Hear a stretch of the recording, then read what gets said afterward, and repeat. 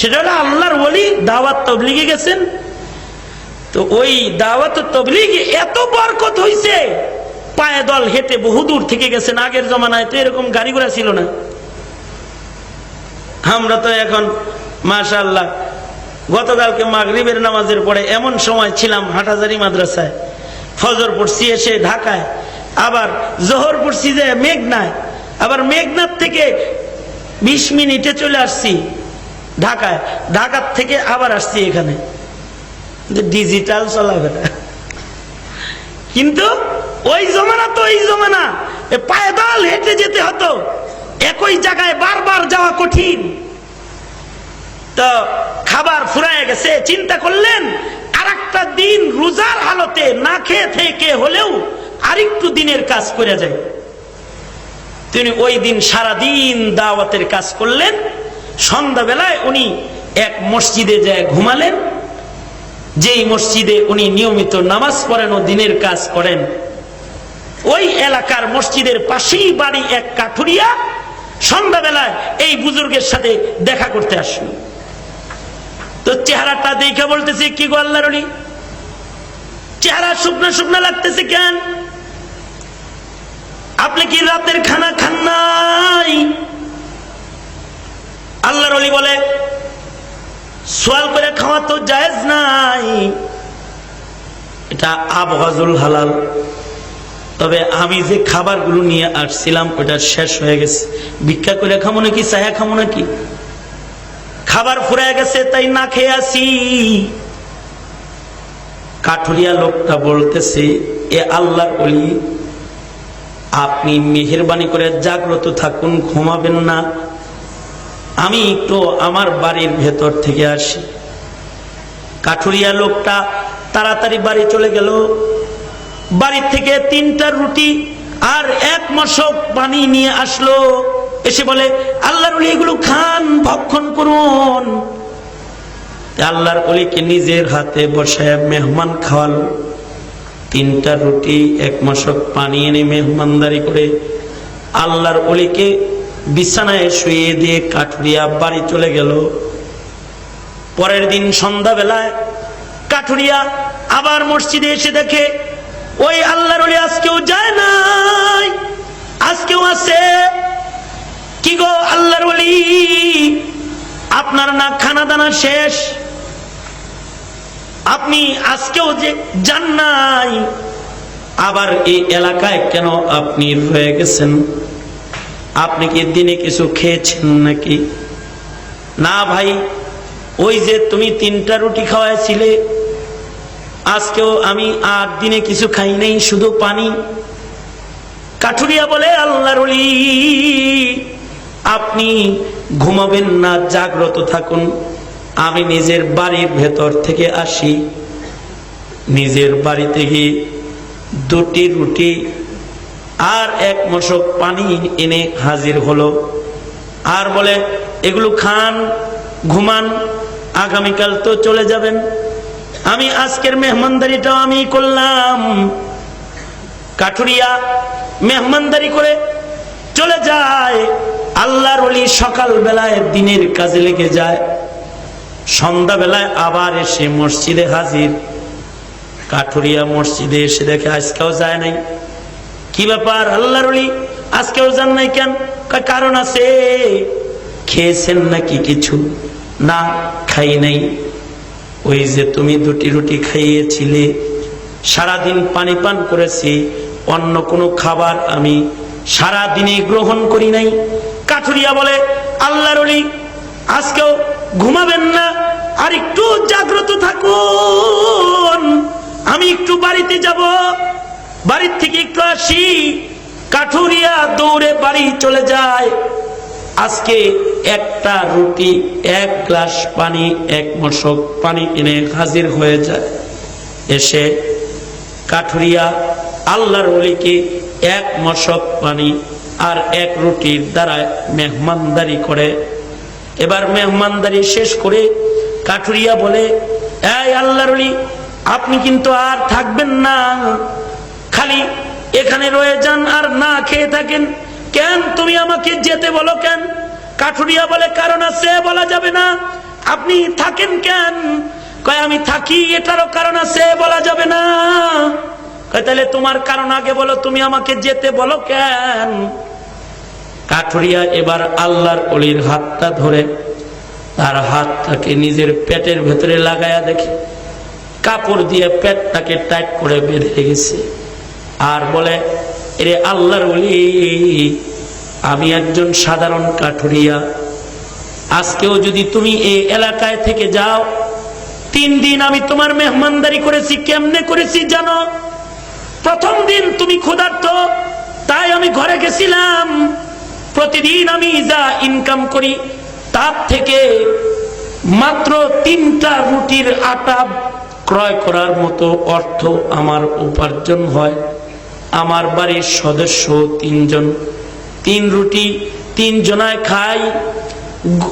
প্রথম দিন তুমি না খাওয়া তো আমি আমার ঘরে চলে গিয়েছিলাম, যায়া নিজের বিবিকে বলেছিলাম, বিবি আমার একজন মেহমান আছে, আমার একটা রুটি আমাকে দাও, আমি মেহমানকে খাওয়াবো, আমি কিছু খাবো না, তোমাদের রুটি তোমরা খাও। মেহমানকে সম্মান করা ঈমান, তাই আমি না খেয়ে থাকবো, সব কামাই করব, আর তোমাদের রুটি তোমরা খাও। বিবি বলে যে স্বামী নেক কামাই করে, বিবি হয়ে আমি কি দূরে থাকবো? আমিও আজ রোজার হালত, ভুখার হালত গ্রহণ করলাম, আমিও আমার রুটিটা দিয়ে দিলাম, খাবো না আমি। সন্তান বলে, বাবা আমিও ভুখার হালত গ্রহণ করলাম, আমার রুটিটাও দিয়ে দিলাম।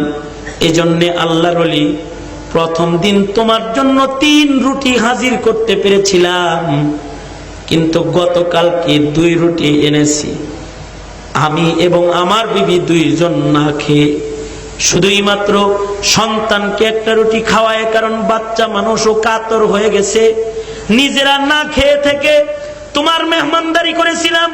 এরে আল্লাহর ওলি, আজকে যা দেখি আমার বিবিটাও না খায়া ক্ষুধার জ্বালায় কাতর হয়ে পড়ে রইছে।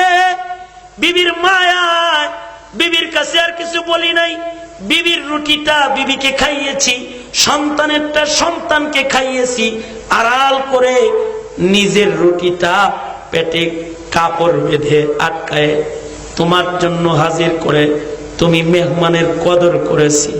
এরে আল্লাহর ওলি, কালকেও যদি তুমি এই মসজিদে থাকো, তাহলে আমার জন্য ওয়াজিব হয়ে যাবে তোমাকে কমাস কম একটা রুটি খাওয়ানো।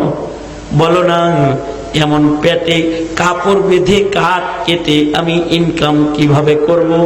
দোহাই লাগে, তুমি থাকবে না, কালকে তুমি তোমার বাড়ি চলে যাবে।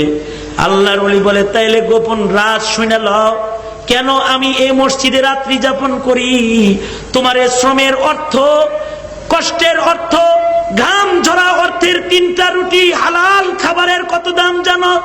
প্রথম রাতে যেদিন তুমি আমাকে 3টা রুটি খাইয়েছিলে, হালাল 3 রুটির ফায়দা আমি রাতের বেলায় এভাবে পেয়েছি যে ওই রাত্রিতে আমি 3 বার নবীজিকে স্বপ্নে দেখেছি। ভাবলাম আজকেও যদি বাহানা করে তোমার কাছ থেকে খাওয়া যায়, হালাল খানার বরকতে নবীর দিদার আবার যদি পেয়ে যাই, আল্লাহর কসম রেহে কাঠুরিয়া, গত রাত্রে তুমি 2 রুটি আমাকে খাইয়েছো। আমি রাতের বেলায় 2 বার আল্লাহর রাসূলকে স্বপ্ন যোগে দেখেছি, ওই লোভে আজকেও রয়ে গেছি। একটা রুটিও যদি হালাল খানা তোমার কাছ থেকে আজকে খাওয়া যায়, হতে পারে হালাল 1 লুকমা খানার বরকতে রাতের বেলায় যদি আমার নবীরে আর একবার স্বপ্নে দেখা যায়, অন্য কিছু না, তোমার হালাল খানার বরকত নেওয়ার বাহানায় এই মসজিদে আমি শুয়ে রয়েছি। সুবহানাল্লাহ। সুসংবাদ হইল, যাদের কামাই রুজি কম তাদের হিসাবও কম। যার কামাই আছে 5 কোটি, 5 কোটির হিসাব দিতে হইব না, নথিপত্র সব শো করতে হবে, ওই কয় পয়সা খরচ করছে হিসাব দাও। আর যার কামাই কম, নবী আলাইহিস সালাতু ওয়াস সালাম সুবহানাল্লাহ বলার লেগে রেডি হন, কারণ আগেই না খবরটা দিয়ে লই, সুবহানাল্লাহ বললেন। তারপরে আলহামদুলিল্লাহ বলবেন, আগে সুবহানাল্লাহ বলবেন, রেডি হন। খবরটা হলো যারা দরিদ্র, যাদের মাল কম, তারা ধনীদের তুলনায় 70 বছর আগে আল্লাহর জান্নাতে যাবে। গরিব যারা আছেন, বেতন কম, গেঞ্জি একটা, শীতের জামা নাই, কষ্ট দিলে রাখা যাবে না। কষ্ট রাখা যাবে? কারণ এর বদলায়ও জান্নাতে মরার পরেই পাওয়া যাবে।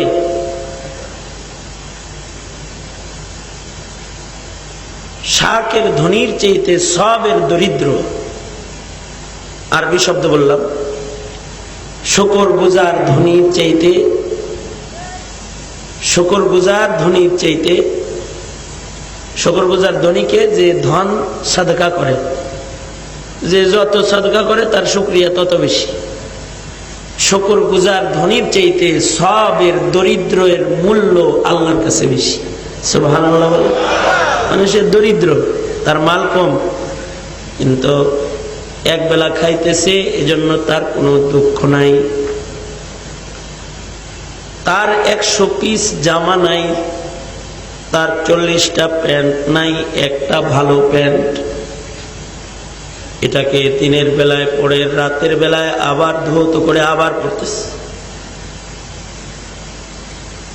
তার অনেকগুলো গেঞ্জি নাই, দিনের বেলায় ঘাম দিয়া ময়লা হয়ে গেছে তো খালি গায়ে ঘুমাইছে, রাতের বেলায় এটাকে আবার ধৌত করেছে, সকাল বেলায় শুকাইছে, তারপরে সে পড়েছে। কাপড়ও তার কম, খাবারও তার কম। সকাল বেলায় চায়ের পরে কফি খাওয়ার টাকা, অথবা কফির পরে হালুয়া খাওয়ার টাকা, মিষ্টি খাওয়ার টাকা তার নাই, অথবা ভাজি ডাল দিয়ে রুটি খাওয়ার টাকাও নাই, শুধু একটা রুটি সে খায়। ইনকাম তার কম, কিন্তু তার ভেতরে কানাআত আছে, মানে রবের বন্টনের উপরে কোনো অভিযোগ তার নাই।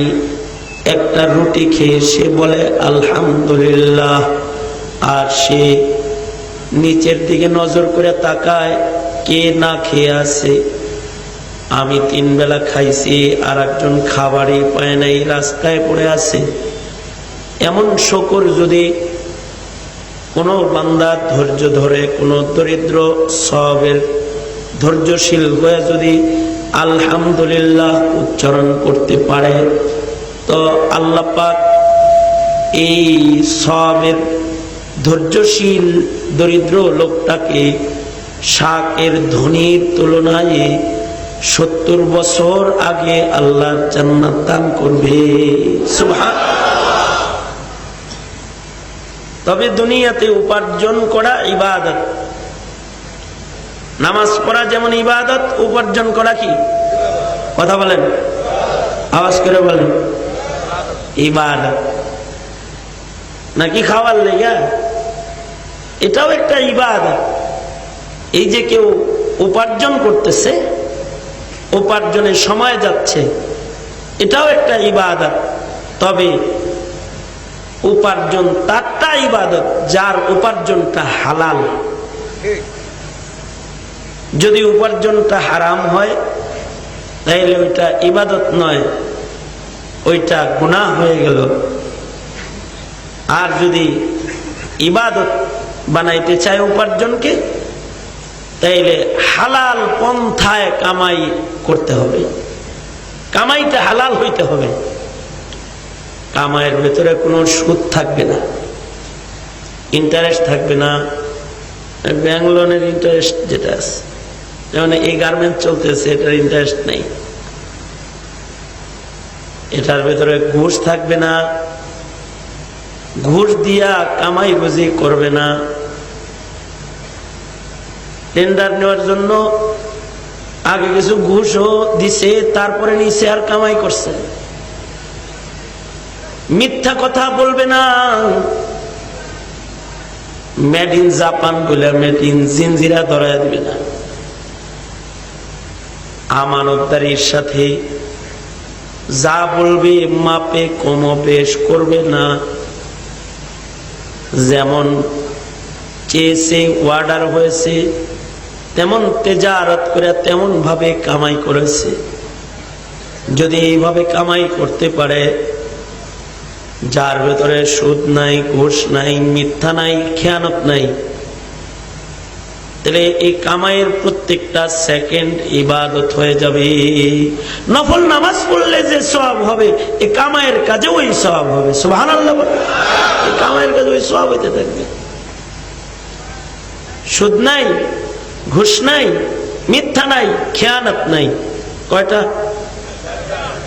সুদ নাই, ঘুষের লেনদেন নাই, মিথ্যার আশ্রয় নাই, খেয়ানতদারি নাই।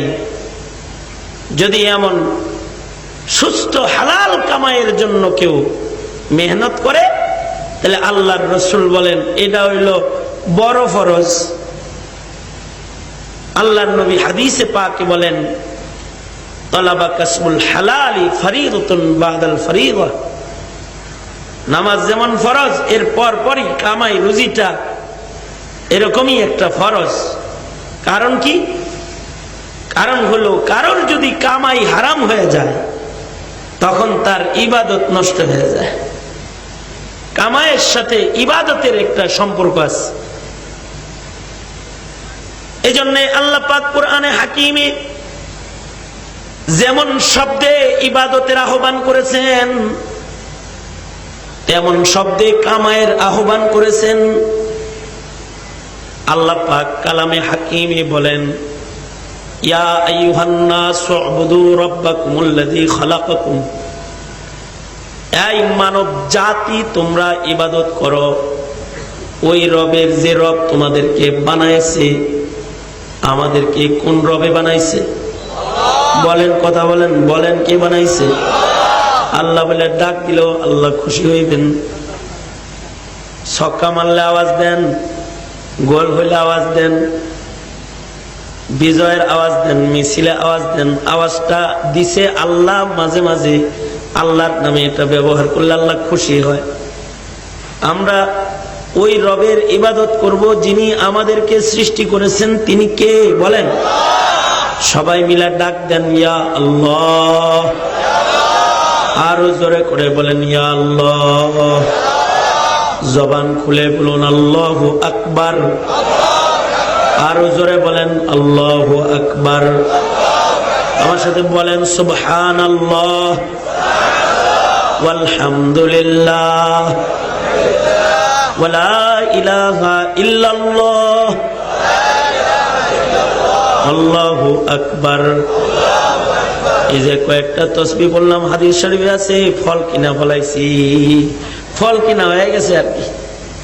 আজকে বেতন পাইলেই 2 কেজি আনার আর 1 কেজি আপেল আর কমলা কিনবো, বাড়ি নিয়ে খামু সকলকে নিয়ে। এটা তো কামাই দিয়া কিনা খাইছে বাড়িতে নিয়ে। আর এখানে যে এই তাসবিহ গুলা বলছি, হাদিস শরীফে আছে আল্লাহ পাক এই তাসবিহ গুলোর বদলায় জান্নাতের ফল খাওয়াবে। সুবহানাল্লাহ। তো মুহতারাম মুহাজিরিন, কোরআন শরীফে আল্লাহ পাক যেমন যেমন শব্দে আল্লাহ পাক আল্লাহর ইবাদত করতে বলছেন, কোরআন শরীফে কিছু জায়গায় আল্লাহ পাক মুমিনদের ডেকেছেন, ইয়া আইয়ুহাল্লাযীনা আমানু। কোন জায়গায় কাফেরদেরকে বলেছেন, এই কাফেরেরা, এই মুনাফিকেরা, মুনাফিকদেরকে ডাকছেন।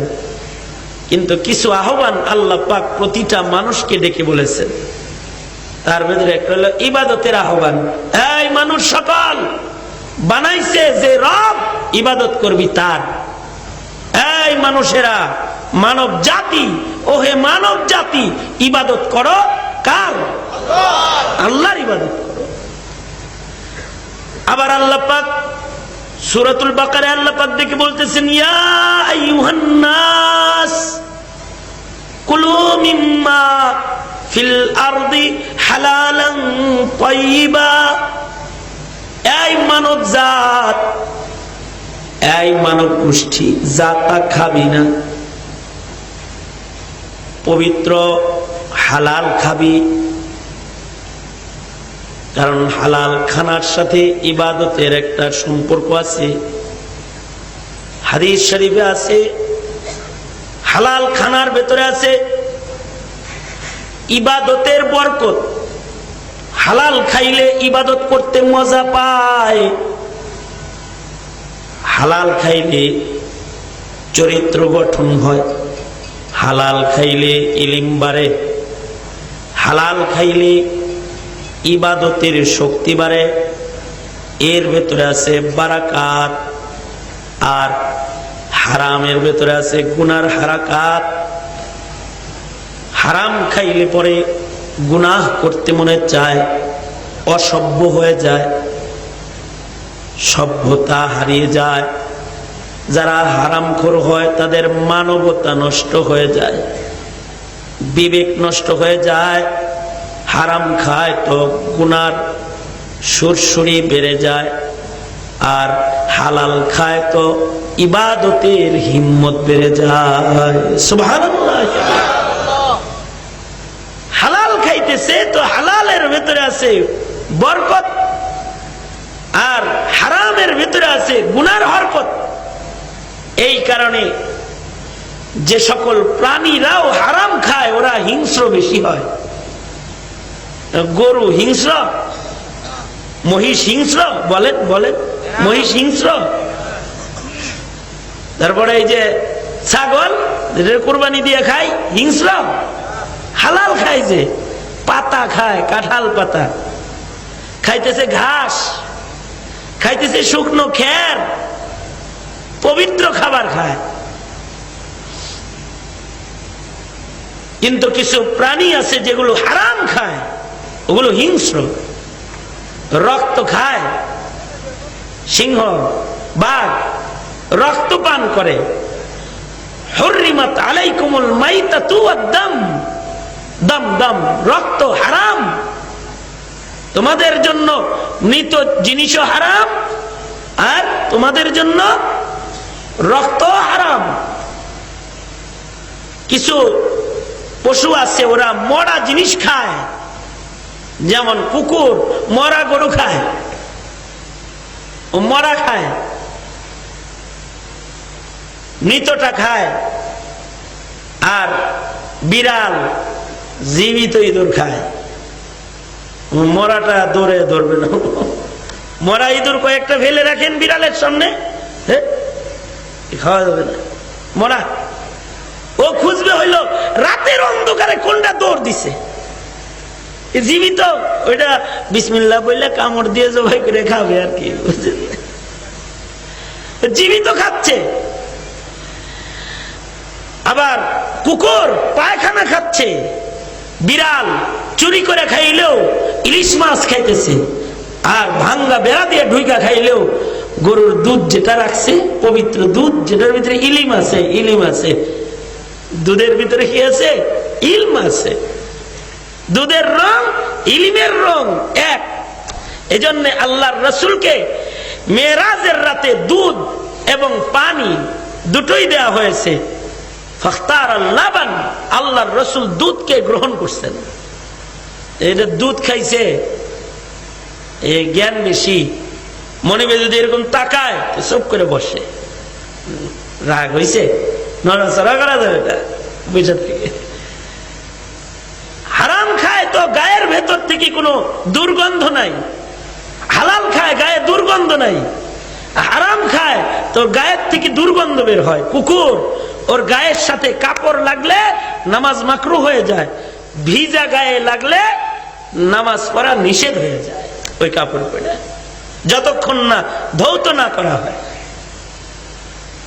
আর খানা খায়া যে আওয়াজটা দিছে, এই আওয়াজটাও কর্কশ। এই জন্যে চান্দাবাজির টাকা খায়া যারা বড় হয় এগুলোর আওয়াজও কর্কশ হয়।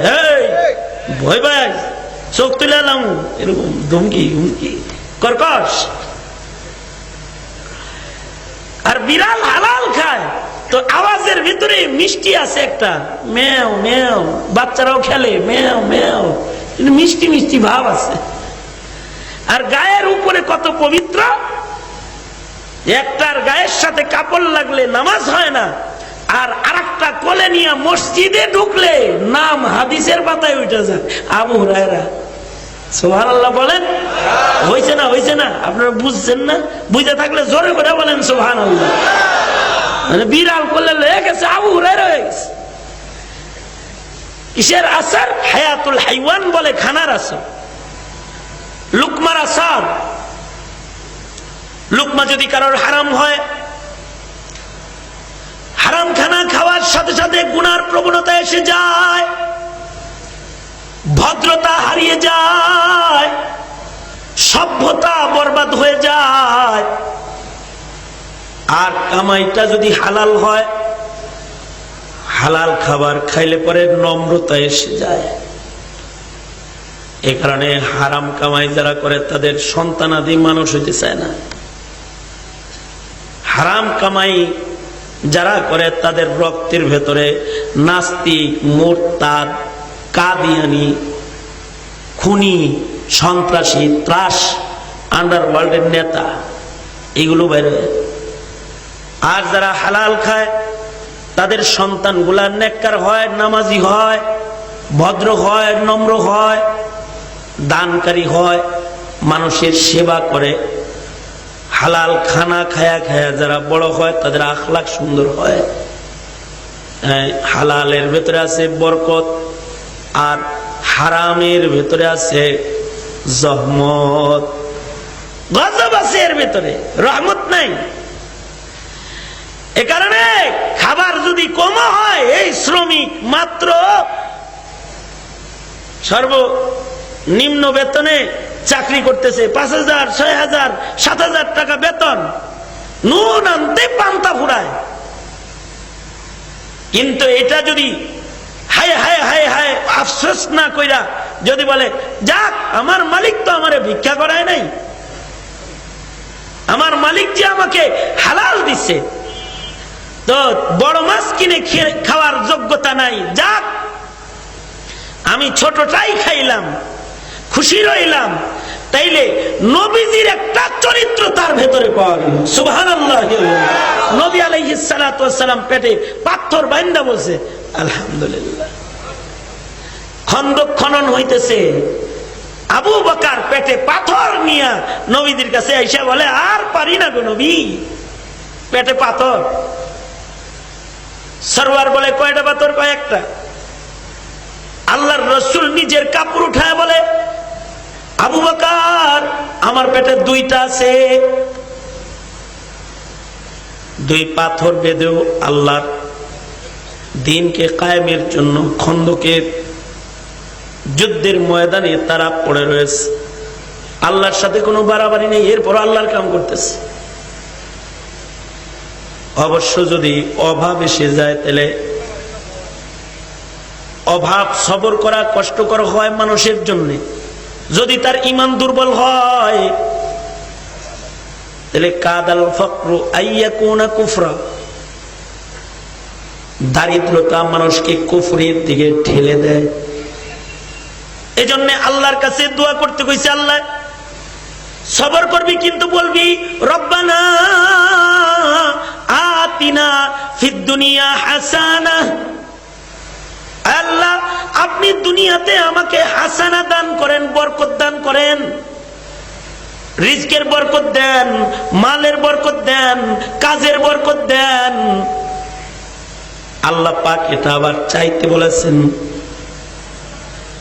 তবে কেউ যদি ঐচ্ছিক দারিদ্র বরণ করে ইবাদতের মজা আর জান্নাত সন্ধানের জন্য পাগল পারা হয়, তো তখন তার নামটা সিদ্দিকের দপ্তরে চলে যায়, সিদ্দিক হয়ে যায়।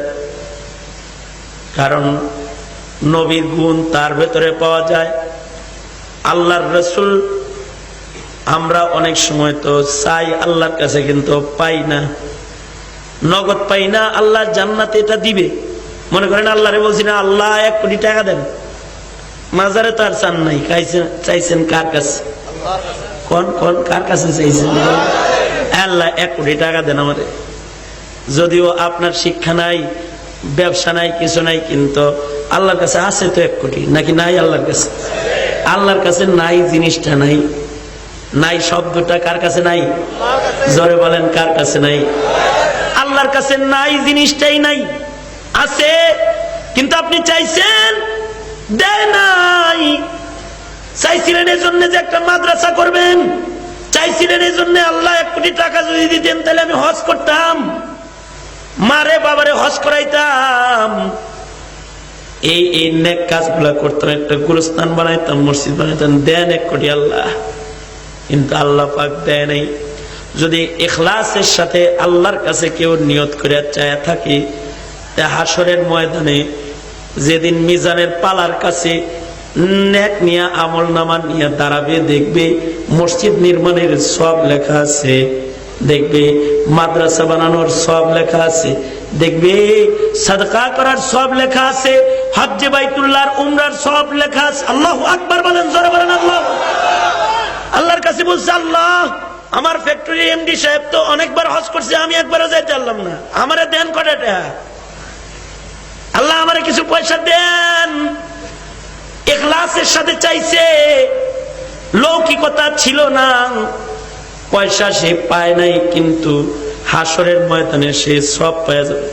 কিন্তু নবীরা এরকম ছিলেন না। নবীরা যদি চাইতেন তাহলে নগদেই পাইতেন, দুনিয়াতেও নবীগণ নগদ পাইতেন।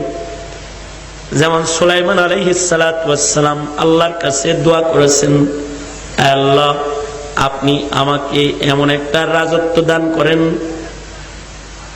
লা ইয়ামবাগি লিআহাদিম মিন বাদি, যে রাজত্ব আমার পরে আর কাউকে দুনিয়াতে দিবেন না। এমন একটা বাদশাহী আল্লাহ আপনি আমারে দিবেন যা পৃথিবীর আর কাউকে ইসরাফিলের বাঁশি বাজার আগে দিবেন না। এই দোয়া করছে। আল্লাহ বলেন, নবী হয়ে চাইছ, যাও দিয়ে দিলাম। রাজত্বটা এমন দিছে, বাতাসও ওনার কথা শোনে, পানিও ওনার কথা শোনে। সারা দুনিয়ার রাজত্ব দিছে ওনার আঙ্গুলের ইশারায়। তখতে সুলাইমানি আকাশ দিয়ে উড়ে। আল্লাহু আকবার বলেন, আকাশ দিয়ে তখত উড়ে। শুধু তাই নয়, আকাশ দিয়ে খালি তখত উড়ে এটা না, ওনার এমন চক্ষু আল্লাহ রাজত্ব করার লেগে দিছে, আমার মতো চশমা আলা চোখ নামিয়া, এমন চোখ যে চোখ দিয়ে অদৃশ্যের জিন দেখে, অদৃশ্যের জিন দেখে। এমন কান উনাকে আল্লাহ দান করেছিলেন যে কান দিয়া পিপিলিকা গর্তের মুখে কথা কয় এটাও শোনে। কোরআন শরীফে আছে না, পিঁপড়া ঝাঁকড়ে বলতেছে, এই আইলো তো সুলাইমানের বাহিনী, পায়ের পাড়া খায় সব যাবিগা মরে রে। পিপিলিকায় বলতেছে গর্তের মুখে, সুলাইমান শুনতেছে। পিঁপড়ার সাথে সুলাইমান কথা বলতেছে। কানটা কিরম, কেমন শক্তিশালী কান, কেমন শক্তিশালী চোখ, যে চোখ দিয়া তিনি অদৃশ্যের জিনও দেখে। এজন্যে সুলাইমান ছিলেন জিন্ন ইনসানের বাদশা, মানুষেরও বাদশা, জিনেরও বাদশা। জিনদেরকে তিনি শাসন করেছেন। অবশ্য জিন জাত জমিনে দুষ্ট জাত, কারণ তাদেরকে আল্লাহ পাক বানাইছেন আগুনের কালো অংশ থেকে। আগুন জ্বলতে জ্বলতে যে অংশটা কালো হয়ে জ্বলে, ওই অংশ থেকে আল্লাহ পাক জিন বানাইছেন। কিন্তু জিনকে আল্লাহ পাক আজব কিছু যোগ্যতা দিছেন। একটা আজব যোগ্যতা হইল তারা অদৃশ্যে চলে, আপনার চোখের সামনে চলবে, আপনি দেখবেন না। আর একটা বিশেষ কামাল যোগ্যতা তাদের, তারা মৃত্যু পর্যন্ত কখনো বার্ধক্যের সবলে আক্রান্ত হবে না, যৌবন হারাবে না। মৌত পর্যন্ত যৌবন প্রায় হারবাল বড়ি খোঁজা লাগতো না। হবে বুঝেন নাই কথাটা, যৌবন থাকবে একেবারে মৌত পর্যন্ত। 3 নাম্বার আরো শক্তি, ইয়াতাশাক্কালু বিআশকালিম মুখতালিফাতিন। কখনো সাপ, কখনো বিড়াল, কখনো কাউয়া, কখনো বানর, কখনো মহিলা, কখনো পুরুষ, বাচ্চা সুরত বেড়ে আয়া পড়বে। ইব্রাহিম নবীর কাছে যেরকম একবার বুড়া, ইসমাইলের কাছে একবার যুবক, একবার বাচ্চা হয়ে যায়, কয় যাইস না যাইস না, জব করবো জব করবো। এ শক্তি জিন্নাতকে আল্লাহ পাক দান করেছেন। আবার অদৃশ্যে চলে, কিন্তু সুলাইমান মানুষ হওয়ার পরে তাকে আল্লাহ এমন নজর দান করছেন, সব চিনে কে ডুপ্লিকেট হইছে, কে কি সুরত ধরছে। বলে কিরে এরকম করছিস কে, ধরে এইরকম একটা রাজত্ব দিছিলেন। কারণ ওই যে দোয়া করছে, রব্বি হাবলি মুলকান, আল্লাহ আপনি আমারে এমন একটা রাজত্ব দান করেন, লা ইয়ামবাগি লি আহাদিন মিন বাদি, যেমন রাজত্বের মালিক আমার পরে এই জমিনের উপরে আর কেউ হবে না। আল্লাহ পাক দিয়ে দিছিলেন। কিন্তু সুলাইমান নবী, কিন্তু মনে রাখতে হবে, সুলাইমান নবীও কিন্তু মরার সময় শুধু কাফন পরেই গেছে। এই ফ্যাক্টরির এমডি মৃত্যুর পরে যা লয়ে যাবে, আপনি মরার পরে তাই দেওয়া হবে। সে যেমন 3.5 হাত মাটির ঘর পাবে, আপনাকে ওই রকম 3.5 হাত মাটির ঘরই দেওয়া হবে। বাঁশের খোল আপনার উপরেও বিছানো হবে, তার উপরেও বিছানো হবে, তাকেও 3 সওয়াল করা হবে, আপনাকেও 3 সওয়াল করা হবে। কিন্তু মারাতেব দুনিয়াতে কাউকে বাদশাহী, ওই বাদশাহী দেখে আফসোস করার কিছু নেই। সুলাইমান পাইলো আমি পাইলাম না রে, এরকম আফসোস করার কিছু নাই। সুলাইমানও তার মৃত্যু কখন হবে এটা জানতো না। তো মরার আগেই আল্লাহরে বললেন, আল্লাহ হে রব্বুল আলামিন, আপনি যদি ইজাজত দিতেন তাইলে এই মসজিদুল আকসাটা আমি পুনর্নির্মাণ করতাম। কিন্তু এই মালিক, আমার মন বলে সময় আমার কম, জিনদের দিয়ে বানাই। জিনরা যেহেতু শক্তিশালী প্রাণী, মসজিদ নির্মাণ করার জন্য আল্লাহ পাক জিন ব্যবহারের ইজাজত দিলেন। আকসা নির্মাণের জন্য মিস্ত্রি এবার মানুষ না, জিনরে মিস্ত্রি বানাইলেন। উঁচা উঁচা পাহাড় থেকে পাথর এনে এনে আগায় দেয়, যেখান থেকে জানতে কয় তাই নিয়ে আসে। জিনদেরকে ব্যবহার করলেন। কিন্তু সুলাইমান নবীও মরণ কখন হবে জানে না। মসজিদ নির্মাণ অর্ধেক হইছে, আর মালাকুল মউত আইসা বলতেছে, পয়গম্বর ভিসা শেষ হয়ে গেছে। কি বলো তুমি, ভিসা শেষ? নিতে আইছি আপনারে, এখন আপনারা মারব, রোগ কবজ করুন। হ্যাঁ একেবারে টাইম নাই নাকি? কয় একটু আছে। কেন কোনো বিপদ? কয় বিপদই তো। অর্ধেক বানাইলাম জিন দিয়া, বাকি অর্ধেক বানাবো মানুষ দিয়া, তাহলে প্যাঁচ লেগে যাইব। জিনরা দুষ্ট জাতি, আমি মরে গেছি এটা জানলে তো কাজই করতো না, সব ভাইকে বলবো সব। তাহলে আল্লাহর সাথে একটু কথা কই এই ফাঁকে। তুমি আল্লাহ পাকের কাছে জিজ্ঞাসা করতেছে, আল্লাহ আই মালিক, মসজিদ আধা নির্মাণ হয়েছে, এখনো পর্যন্ত পুরা নির্মাণ করি নাই। আল্লাহ এখন কি দশাটা হইব? মালিক কি করতে পারি, আমার হায়াতটা একটু বাড়ানো যায় না? আল্লাহ বললেন, না, হায়াত বাড়ানো যাবে না, তবে তোমার মৃত্যুর পরেও তোমার লাশ জমিনে দাঁড় করায় রাখার দায়িত্ব তো আমার। সুলাইমান নবী যখন জিনদের দিকে তাকাইতেন, ওনার সামনে কোনো জিন আসতে সাহস পাইত না। কারণ চেহারার দাড়িগুলো এরকম দাঁড়ায় যেত, ভুরুগুলা দাঁড়ায় যেত, ভয়ঙ্কর আকৃতি হয়ে যেত। জিন তো কাছে আসতোই না, মানুষ তো অনেক দূরে দিয়ে ঘুরত। উনি যখন তাকাইতেন জিনের দিকে, তো চেহারার পশমগুলা পর্যন্ত দাঁড়ায় যেত। জিনদের দিকে তাকায় রইছেন, ওই অবস্থায় আল্লাহ পাক রূহ কবজ করে নিছেন। কিন্তু মরা লাশকে আল্লাহ পাক মাটির উপরে দাঁড় করায় রাখছেন, লাঠির উপরে ভর করে পয়গম্বর সুলাইমান দাঁড়ায় রয়েছেন। জিন্নাতরা মসজিদ নির্মাণ করতেছে, নির্মাণ কাজ শেষ করছে। এদিক দিয়া আল্লাহ পাক উলু পোকাকে বলছেন, লাঠির গুড়া আস্তে আস্তে খাইতে থাক, আস্তে আস্তে খাবি, ওরাও মসজিদ বানানো শেষ করব, তুইও লাঠি খাওয়া শেষ করবি, যেন লাঠি ভাঙ্গা মসজিদ নির্মাণ হওয়ার সাথে সাথে যেন সুলাইমান মাটিতে পড়ে যায়। আল্লাহর ইশারায় এই উলু পোকায় লাঠি খাইতেছে। একদিক দিয়া মসজিদ নির্মাণ শেষ হয়েছে, আর এক দিক দিয়া লাঠি খাওয়া শেষ হয়েছে। হ্যাঁ হ্যাঁ, নবী পড়ে গেল যে। সব জিন্নাতরা এসে দেখে তো মরে গেছে, নাই। তো গবেষক ডাক্তার যারা আছে তারা এসে বললে, তো আজকে আর মরা না রে, তো কবে? এই অনেকদিন আগের মরা। এক মিস্ত্রি জিন যেটা দুষ্ট, এটা কয় ইন্না লিল্লাহ, এতক্ষণ এরকম ভয়ে কাম করছি, আগে যদি জানতাম তাহলে তো আমি মেহনত গুলা করতাম না। এই পয়গম্বর সুলাইমান তিনিও কিন্তু 3 কাফন।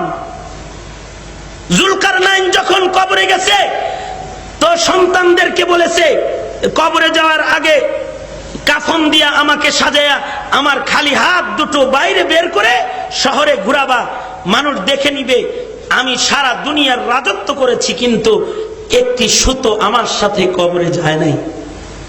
হাও কাউ করে লাভ নাই, তো কার লেগে কামাই করবেন হারাম? অনেকে বেশি কামাই করার লেগা বেতন খায়, ঘুষও খায়। রাস্তা দিয়ে যাবেন দেখবেন সমানে খাইতেছে। একদিক দিয়ে বেতন তুলতেছে, রেশন খাইতেছে, ঘুষও খাইতেছে। কি জন্য? কিছু করার জন্য, কিছু খাওয়ার জন্য, ভালো কলেজে ছেলেকে ভর্তি করার জন্য ঘুষ খায়া ছেলেকে ভালো স্কুলে ভর্তি করে সব। এটাই জঙ্গি, এটাই নাস্তিক, এটাই মুরতাদ হবে। ঠিক কিনা কথা বলেন না কেন? এটাই মুরতাদ হবে। পক্ষান্তরে দেখবেন খুব কষ্টে উপার্জনের টাকা খেয়ে বাচ্চা যেগুলো মানুষ হয়, এগুলো ভদ্র হয়, সভ্য হয়, এগুলো আলেম হয়, এগুলো নেককার হয়, এগুলো সুন্নতধারী হয়, এগুলো মানুষের সাথে সুন্দর আচরণকারী হয়। খানার প্রভাব। তবে আল্লাহ কাউকে গরিব বানাইলেও সুলেমানের রাজত্ব দেখে আল্লাহর সাথে কোনো অভিযোগ করা যাবে না। সবের হয়ে কানাত নিজের ভেতরে এনে অল্পে তুষ্টি হালতকে এজহার করতে হবে। তো এই ধনীদের চাইতে 70 বছর আগে আল্লাহর জান্নাতে যাওয়া যাবে। এখন শ্রমিক ভাইরা খুশি না নারাজ? খুশি, আসলেই খুশি। ওয়াজের যাতাই খুশি, আসলে খুশি। তো খুশি কারা কারা হাত তোলেন তো দেখি। এখন তাহলে খুশি প্রকাশ করে জোরে আওয়াজ করে বলুন আলহামদুলিল্লাহ। আরো জোরে বলেন আলহামদুলিল্লাহ। হাত নামান। হালাল খাইলে বরকত কি? হালাল খাইলে রাত ভর ইবাদত করার যোগ্যতা আসে। কিছু মানুষ রাত ভর ইবাদত করে, সারা রাত নামাজে দাঁড়ায় থাকে, রাতের অধিকাংশ অংশ কোরআন পড়ে, কম আজ কম সারা রাত নামাজ না পড়লেও এশার নামাজ জামাতে পড়ে, ফজরের নামাজ জামাতে পড়ে, রাতের ঘুমটা ইবাদত বানায় আমল নামার ব্যাংকে জমা করে। সুবহানাল্লাহ। কিসের বরকত? হালাল খানার বরকত। আর কিছু আছে রাত ভর ফেসবুক ঠেলে, রাত ভর অনলাইনে থাকে, রাত ভর ঘুমাইতে আছে, তারপরেও এটা সিনেমা দেখতে দেখতেই ঘুমাইতেছে। ঘরের ভেতরে হারাম কামাই হইলে ওই কামাইয়ের দ্বারায় বাজে জিনিস খরিদ করতে মনে চায়। যার রোজগার হালাল তার বাজে জিনিস কিনতে মনে চায় না, কারণ হালাল টাকার কষ্ট আছে। এটা দিয়ে পুতুল কিনতে মনে চায় না, এটা দিয়ে নায়কের ছবি কিনতে মনে চায় না, এটা দিয়া নায়িকার ছবি কিনা ঘরে টানাইতে মনে চায় না। রোজগার যখন হারাম হয় যত বাজে জিনিস আছে বাণিজ্য মেলায় চলে যায়, বুঝেন নাই? যত আকাইম্যা জিনিস আছে তাই কিনে এনে ঘর সাজানোর জন্য দেওয়ানা হয়ে যায়। এমন ভাবে ঘর সাজায়, ওই ঘরে যদি এসে হেরে আজরাইলে ধরে তো কালেমা পড়া নসিব হবে কিনা সন্দেহ আছে। আমি এক বাড়িতে দোয়া করতে গেছি, এক বাসায়, ড্রয়িং রুমে বসছি, ওখানে তো দেখলাম বিভিন্ন আইটেমের জিনিস, এই টিয়া পাখি, অমুক তমুক, অনেক কিছু বড় বড় যা আছে বাণিজ্য মেলা কিনে এনে রাখছে, সাজায় রাখছে। এরপরে আমাকে বলে কি, হুজুর গুনাহগারের বেডরুমটা দেখবেন না, নতুন বাড়ি করছি, চলেন চলেন গুনাহগারের বেডরুম দেখি। নিয়ে গেছে বেডরুমে, বেডরুমে যায় দেখি এক আজব কারখানা। ওখানেও টেলিভিশন আছে, ডিশ লাইন লাগানো আছে। সবচেয়ে জঘন্য বিষয় হলো ঘরের দেয়ালে দেয়ালে ছবি আছে। তা আমি বললাম এটা কার ছবি? কয় হুজুর এটা নাতির ছবি। নাতি কই? কানাডা থাকে। এটা কার ছবি? নাতনির। এটা ওই কানাডা থাকে। এটা কার ছবি? আপনার চাচির ছবি। কবে? এটা অনেক আগের হুজুর, অনেক আগের। আমি কি এখনো এরকম আছে? তো কই না না না এখন এরকম নাই, যে আপনি ভিতরে যাইতে বলছেন, ভিতরে গেছে আর কি, এটা আগের ছবি এরকম ছিল। তাই বললো এই যে এই ছবিগুলা যে রাখছেন, এগুলা চাচিরে দেখেন আর এইটা দেখেন, খামাখাই এই বাজে এই পিছনের জিনিসের কল্পনা করেন দেখে দেখে। এগুলো যে রাখছেন খুব সুন্দর, তো খুব সুন্দর। দোয়া রাখ দিয়ে যখন বয়ান করতেছি তখন বললাম, চাচা যেভাবে ঘর সাজাইছেন এর ভিতরে মরণ হইলে আজরাইল যাইব, সাথে ভালো ফিরিস্তা একটা হইব না, লাঠি আর কুড়ালা গুলা হইব। কারণ ওই ঘরে, যে ঘরে ছবি থাকে, যে ঘরে মূর্তি থাকে, যে ঘরে কুকুর থাকে, ও ঘরের ভেতরে রহমতের ফিরিস্তা প্রবেশ করে না।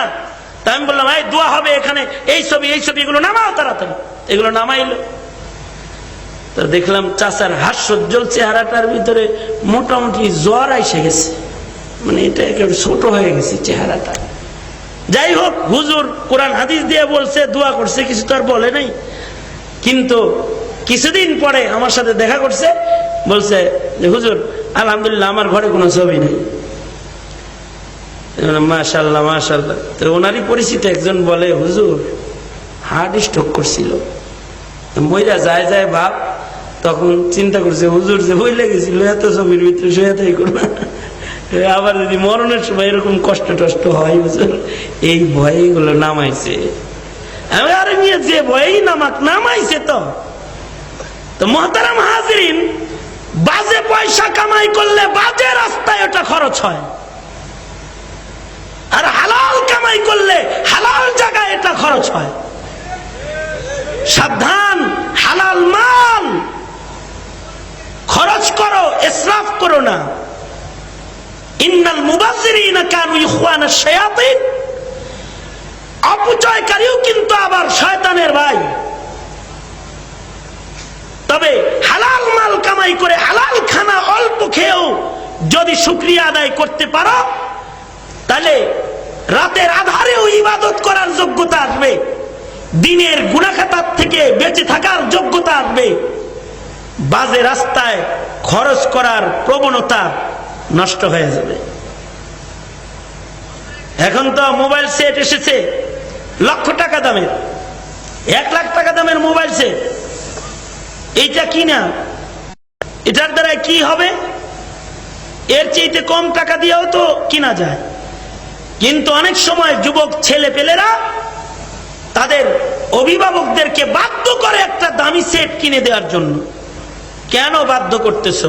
কামাই করে তারপরে কিনো। তুমি কামাই করে কিনতে পারো না? অভিভাবকদেরকে বাধ্য করতেছে এই জিনিস করার জন্য। না, লা তুসরিফু, অপচয় করা যাবে না, হালাল খেতে হবে। অল্প খাবে, অল্প খানার ভেতরে বরকত পাবে, এবং এমন বরকত হবে যে হালাল খানেওয়ালা যারা, তাদেরকে আল্লাহ পাক ইমানের মরণ দান করে। সুবহানাল্লাহ বলেন। সুবহানাল্লাহ। 1 লুকমা হালাল খানা খাইলে পরে কমপক্ষে 40 দিন পর্যন্ত ইবাদতের জজবা থাকে।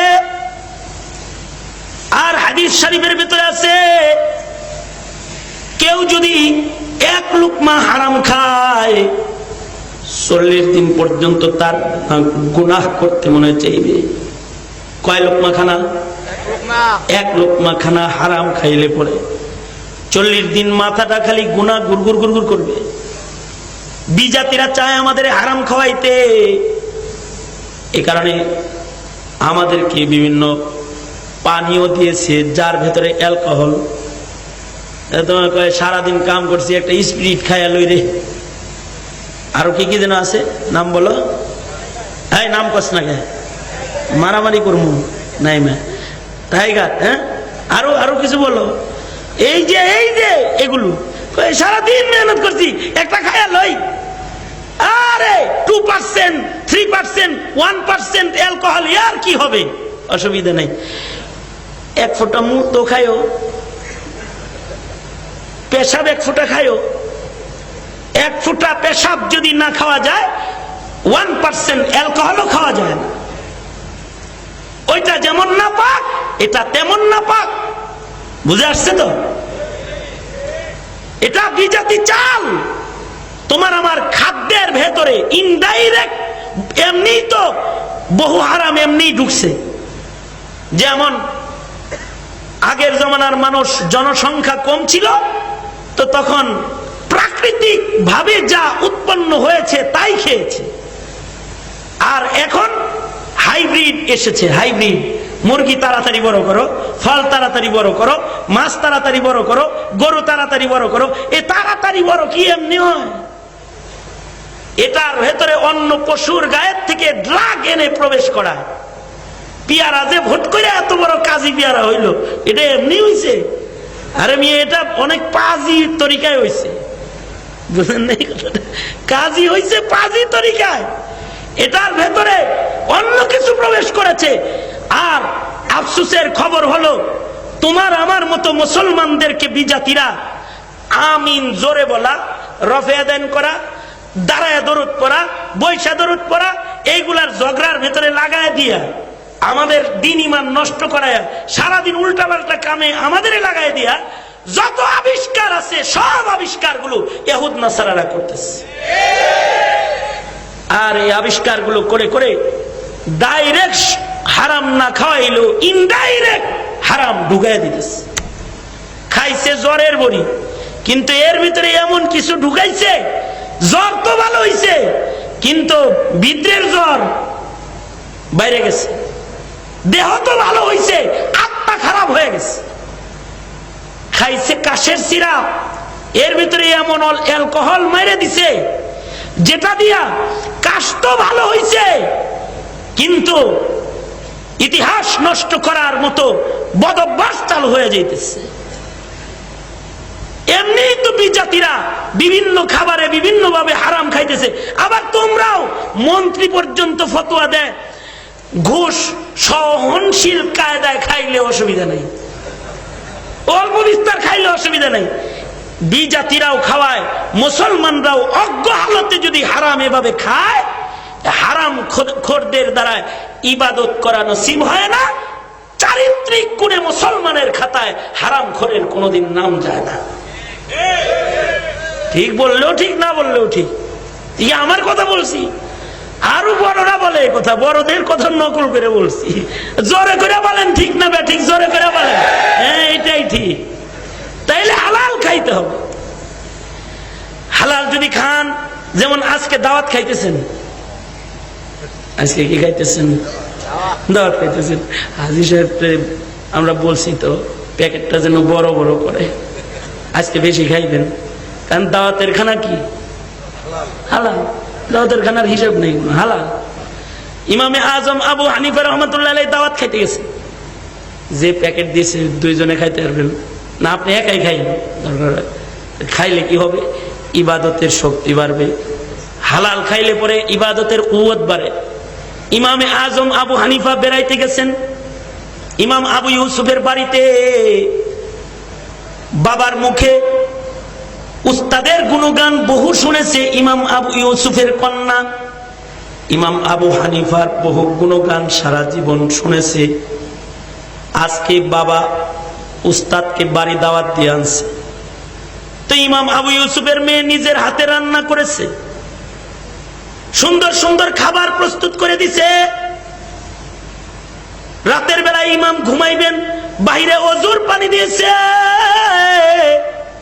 কারণ বড় ইমাম, তিনি রাতের বেলায় তাহাজ্জুদ পড়বেন, ওযু লাগবে। কিন্তু সকাল বেলায় দেখা গেল ইমামে আজম ওযুর পানি দিয়ে ওযু করে নাই। ইমামে আজম মসজিদে সোজা চলে গেছে, মসজিদ থেকে বাড়ির দিকে যাচ্ছে, তো ইমাম আবু ইউসুফের মেয়ে ইমাম আবু ইউসুফকে দিয়ে খবর পাঠাইছে, ও বাবা, তোমার উস্তাদ এত বড় ইমাম, অনেকগুলো উল্টাপাল্টা কাম হয়ে গেছে, যেগুলো আমার মাথায় ঘুরতেছে এগুলোর জবাব দিয়ে যেতে বলো। 1 নাম্বার, 3-4 জনের খানা দিছিলাম, অল্প খাওয়া সুন্নত, 4 জনের খানা একা খাইছে। এটা কোন হাদিসে পাইছে? এটা বলে দিয়ে যেতে বলো। আর তাহাজ্জুদের জন্য পানি রাখলাম ওযু করতে, তাহাজ্জুদ পড়ছে কিনা জানি না, ওযুর পানি তো মশকে অমনি আছে। আবার নামাজ পড়া বিদায় নাই, সোজা মসজিদ থেকে চলে যেতেছে। এটা কোনো আদব? তাড়াতাড়ি প্রশ্নগুলোর জবাব দিয়ে যেতে কও।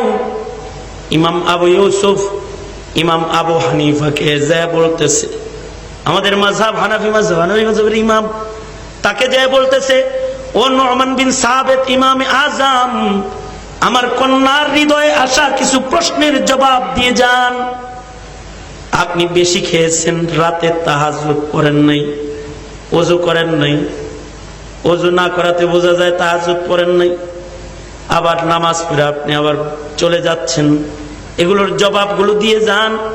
ইমামে আজম ফেরত আসলেন, এসে বলে, এরে কন্যা, তোমার বাবা ইমাম আবু ইউসুফের কামাইটা হালাল কামাই, আর এই হালাল খানাটা যে বাবুর্চি রান্না করেছে সে নামাজি, আবেদা সালেহা কানেতা জাহেদা, একটা মহিলা এই খাবারগুলা রান্না করেছে। এ পবিত্র খানা, পবিত্র মানুষের হাতে পাক হওয়া খাবারগুলো দস্তরখানের উপরে যখন রাখা হয়েছে, তো দেখতেছিলাম এ খাবারের উপরে আসমান থেকে সাকিনা বর্ষণ হইতেছে, সাকিনা পড়তেছে। ভাবলাম যেই হালাল খানার উপরে সাকিনা বর্ষণ হইতেছে, ওই খানা খাইলে ইবাদত বেশি করা যাবে, ওই খানা খাইলে ইমানেরও উপকার হবে। ভাবলাম দরকার হয় সামনে কয়েকদিন রোজা রাখবো, কিন্তু এখন বেশি করে খেয়ে নেই মা, এজন্যে তোমার অনেক খাবার একা আমি খেয়ে ফেলেছি, অবশ্য নগদ বরকত আমি পেয়েছি। হালাল খানা খাওয়ার কারণে আমার ব্রেনের ভেতরে ইজতিহাদ করার এত যোগ্যতা আজ রাত্রে হয়েছে। একটা আয়াত থেকে শত শত মাসআলা আমি ইস্তেমবাদ করেছি।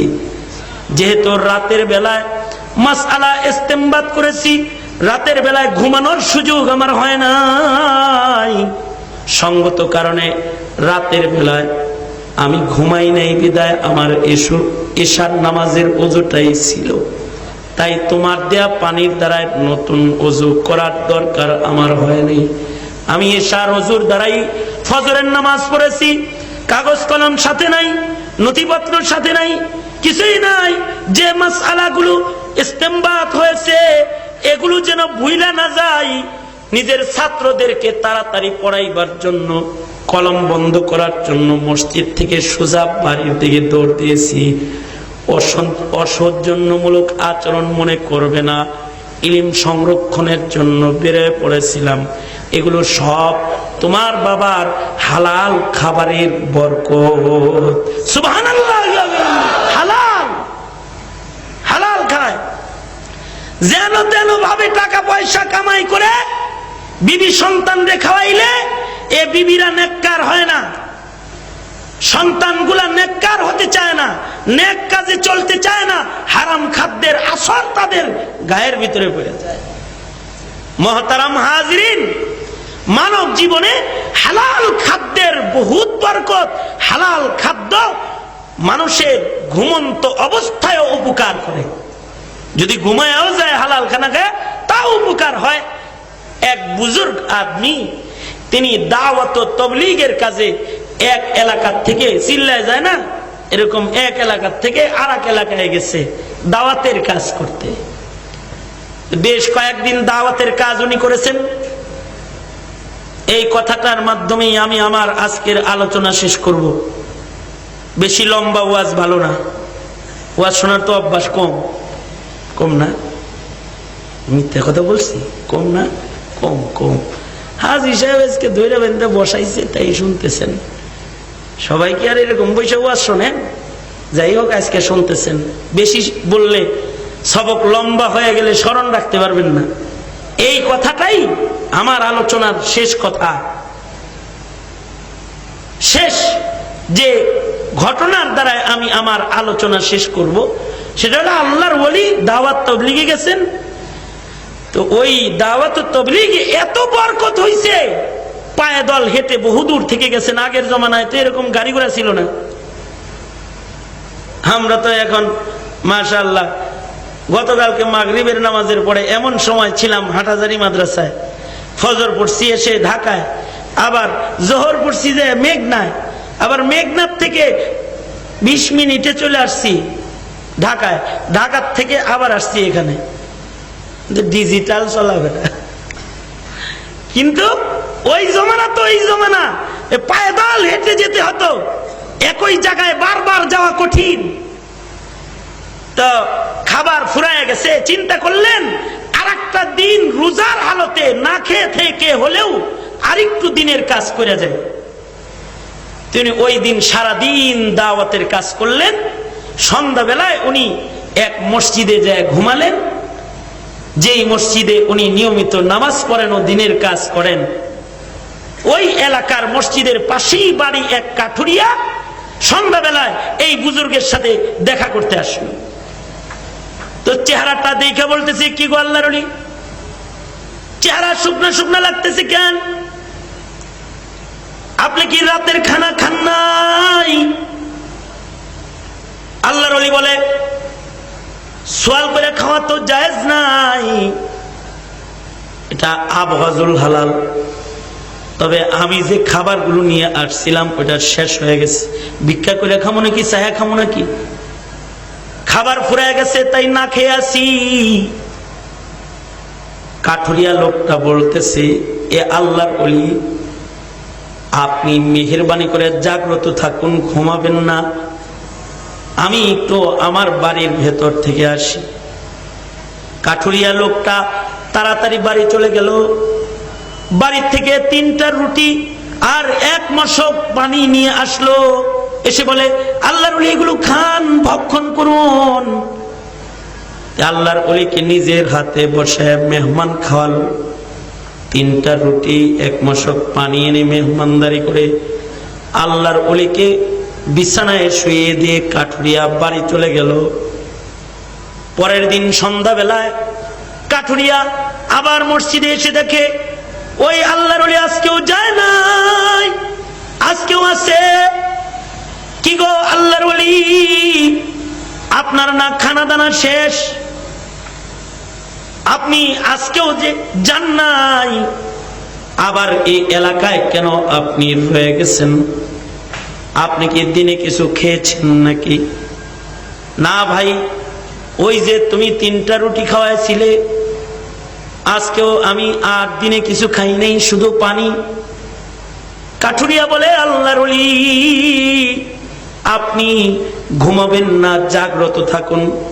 আমি নিজের বাড়ির ভেতর থেকে আসি, নিজের বাড়ি থেকে 2টি রুটি আর 1 মশক পানি এনে হাজির হলো। আর বলে, এগুলো খান, ঘুমান, আগামীকাল তো চলে যাবেন। আমি আজকের মেহমানদারিটাও আমি করলাম। কাঠুরিয়া মেহমানদারি করে চলে যায়। আল্লাহর ওলি সকাল বেলায় দিনের কাজে লেগে যায়, সন্ধ্যাবেলায় আবার এসে মসজিদে হাজির। কাঠুরিয়া মসজিদে এসে দেখে আজকেও যায় নাই। কি ব্যাপার আল্লাহর ওলি, আজকেও যান নাই কেন? কারণ আছে। খেয়েছেন নাকি কিছু? না, খাই নাই। ওই যে তুমি 2টি রুটি খাইয়েছিলে, সারাদিন পানি পান করেছি, অন্য কোনো খাবার আমি সারাদিনে গ্রহণ করি নাই। কাঠুরিয়া বলে, আল্লাহর ওলি আজকেও ঘুমাবেন না, আর একটু জাগ্রত থাকুন, আমি একটু বাড়িতে যাব, বাড়ির থেকে একটু আসি। কাঠুরিয়া দৌড়ে বাড়ি চলে যায়। আজকে 1টা রুটি, 1 গ্লাস পানি, 1 মশক পানি এনে হাজির হয়ে যায়। এসে কাঠুরিয়া আল্লাহর ওলিকে 1 মশক পানি আর 1 রুটির দ্বারা মেহমানদারি করে। এবার মেহমানদারি শেষ করে কাঠুরিয়া বলে, এই আল্লাহর ওলি, আপনি কিন্তু আর থাকবেন না, খালি এখানে রয়ে যান আর না খেয়ে থাকেন কেন? তুমি আমাকে যেতে বলো কেন? কাঠুরিয়া বলে, কারণ আছে, বলা যাবে না। আপনি থাকেন কেন? কয়, আমি থাকি এটারও কারণ আছে, বলা যাবে না। তাহলে তোমার কারণ আগে বলো, তুমি আমাকে যেতে বলো কেন? কাঠুরিয়া এবার আল্লাহর ওলির হাতটা ধরে তার হাতটাকে নিজের পেটের ভেতরে লাগায়া দেখে কাপড় দিয়ে পেটটাকে টাইট করে বেঁধে গেছে। আর বলে, এরে আল্লাহর ওলি, আমি একজন সাধারণ কাঠুরিয়া, আজকেও যদি তুমি এই এলাকায় থেকে যাও, 3 দিন আমি তোমার মেহমানদারি করেছি। কেমনে করেছি জানো? প্রথম দিন তুমি ক্ষুধার্ত, তাই আমি ঘরে গেছিলাম। প্রতিদিন আমি যা ইনকাম করি তার থেকে মাত্র 3টা রুটির আটা ক্রয় করার মতো অর্থ আমার উপার্জন হয়। আমার বাড়ির সদস্য 3 জন, 3 রুটি 3 জনায় খাই। প্রথম দিন তুমি না খাওয়া তো আমি আমার ঘরে চলে গিয়েছিলাম, যায়া নিজের বিবিকে বলেছিলাম, বিবি আমার একজন মেহমান আছে, আমার একটা রুটি আমাকে দাও, আমি মেহমানকে খাওয়াবো, আমি কিছু খাবো না, তোমাদের রুটি তোমরা খাও। মেহমানকে সম্মান করা ঈমান, তাই আমি না খেয়ে থাকবো, সব কামাই করব, আর তোমাদের রুটি তোমরা খাও। বিবি বলে যে স্বামী নেক কামাই করে, বিবি হয়ে আমি কি দূরে থাকবো? আমিও আজ রোজার হালত, ভুখার হালত গ্রহণ করলাম, আমিও আমার রুটিটা দিয়ে দিলাম, খাবো না আমি। সন্তান বলে, বাবা আমিও ভুখার হালত গ্রহণ করলাম, আমার রুটিটাও দিয়ে দিলাম। এজন্যে আল্লাহর ওলি প্রথম দিন তোমার জন্য 3 রুটি হাজির করতে পেরেছিলাম, কিন্তু গতকালকে 2 রুটি এনেছি। আমি এবং আমার বিবি 2 জন না খেয়ে, শুধুই মাত্র সন্তানকে একটা রুটি খাওয়ায়, কারণ বাচ্চা মানুষও কাতর হয়ে গেছে, নিজেরা না খেয়ে থেকে তোমার মেহমানদারি করেছিলাম। এরা আল্লাহর ওলি, আজকে যা দেখি আমার বিবিটাও না খায়া ক্ষুধার জ্বালায় কাতর হয়ে পড়ে রইছে।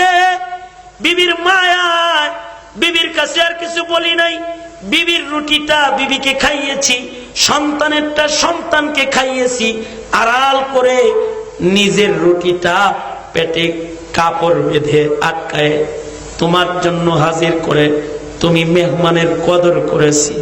এরে আল্লাহর ওলি, কালকেও যদি তুমি এই মসজিদে থাকো, তাহলে আমার জন্য ওয়াজিব হয়ে যাবে তোমাকে কমাস কম একটা রুটি খাওয়ানো। বলো না, এমন পেটে কাপড় বেঁধে কাঠ কেটে আমি ইনকাম কিভাবে করব? দোহাই লাগে, তুমি থাকবে না, কালকে তুমি তোমার বাড়ি চলে যাবে। আল্লাহর ওলি বলে, তাইলে গোপন রাজ শুনে লও, কেন আমি এই মসজিদে রাত্রি যাপন করি? তোমার এই শ্রমের অর্থ, কষ্টের অর্থ, ঘাম ঝরা অর্থের 3টা রুটি হালাল খাবারের কত দাম জানো? প্রথম রাতে যেদিন তুমি আমাকে 3টা রুটি খাইয়েছিলে, হালাল 3 রুটির ফায়দা আমি রাতের বেলায় এভাবে পেয়েছি যে ওই রাত্রিতে আমি 3 বার নবীজিকে স্বপ্নে দেখেছি। ভাবলাম আজকেও যদি বাহানা করে তোমার কাছ থেকে খাওয়া যায়, হালাল খানার বরকতে নবীর দিদার আবার যদি পেয়ে যাই। আল্লাহর কসম রেহে কাঠুরিয়া, গত রাত্রে তুমি 2 রুটি আমাকে খাইয়েছ। আমি রাতের বেলায় 2 বার আল্লাহর রাসূলকে স্বপ্ন যোগে দেখেছি, ওই লোভে আজকেও রয়ে গেছি। একটা রুটিও যদি হালাল খানা তোমার কাছ থেকে আজকে খাওয়া যায়, হতে পারে হালাল 1 লুকমা খানার বরকতে রাতের বেলায় যদি আমার নবীরে আরেকবার স্বপ্নে দেখা যায়, অন্য কিছু না, তোমার হালাল খানার বরকত নেওয়ার বাহানায় এই মসজিদে আমি শুয়ে রয়েছি। সুবহানাল্লাহ। দারুল উলুম দেওবন্দের মুহাদ্দিসিন হযরত ইয়াকুব নানুতুবি, কাসিম নানুতুবি, শাহজি রহমাতুল্লাহি আলাইহির এক সুফি দরবেশের বাড়ির হালাল খানা খাওয়ার জন্য 40 দিন 50 দিন অপেক্ষায় থাকতেন, 2 মাস 3 মাস। ওই বাড়িতে দাওয়াত খেতেন, আর ওই বাড়ির দাওয়াতের পয়সায় উনি যে খানাটা খেয়ে আসতেন, তো 40 দিন ইবাদতের চাহিদা দিলের ভেতরে থাকতো। মহতারাম হাজরিন, আমার মন বলে যে সকল গার্মেন্টস গুলো লোন সেক্টরের আওতায় চলছে, তাদের বেতন ভোগ করে যারা চলাফেরা করতেছে তাদের তুলনায় এই যে প্রতিষ্ঠান সুদভিত্তিক প্রতিষ্ঠান নয়, কমপ্লিট হালাল তরিকায় এই প্রতিষ্ঠানকে চালাইবার জন্য বড় হাজী সাহেব থেকে শুরু করে ওনার ছেলেরা অক্লান্ত পরিশ্রম করে যাচ্ছে। আমি বিশ্বাস করি এটা যে তোমরা যারা শ্রমিক এথায় কাজ করো, অবশ্যই তোমাদের এই বেতন ভাতা, তোমাদের এই উপার্জন তোমাদের ইবাদতের কাজের জন্য সহায়তা করবে, যোগ্যতা যোগাবে। এই জন্য এই মেহনতটা যেন ফাঁকি দিয়ে আবার বরবাদ না হয়ে যায়, সেদিকে লক্ষ্য করে আমানতদারিকে হিফাজত করে যদি হালাল অর্থ উপার্জন করে জীবিকা নির্বাহ করা যায়, তাহলে ইবাদতের জিন্দেগি করা যায়। এটাই আল্লাহ পাকের হুকুম। এজন্য আল্লাহ পাক বলেন, ও মানব গোষ্ঠী, হালাল খাও, হারাম খেও না, চরিত্র খারাপ হয়ে যাবে, ইবাদত করতে পারবা না। আল্লাহ পাক আমাদের হালাল খানা খাইবার তৌফিক দান করে, বলেন আমিন।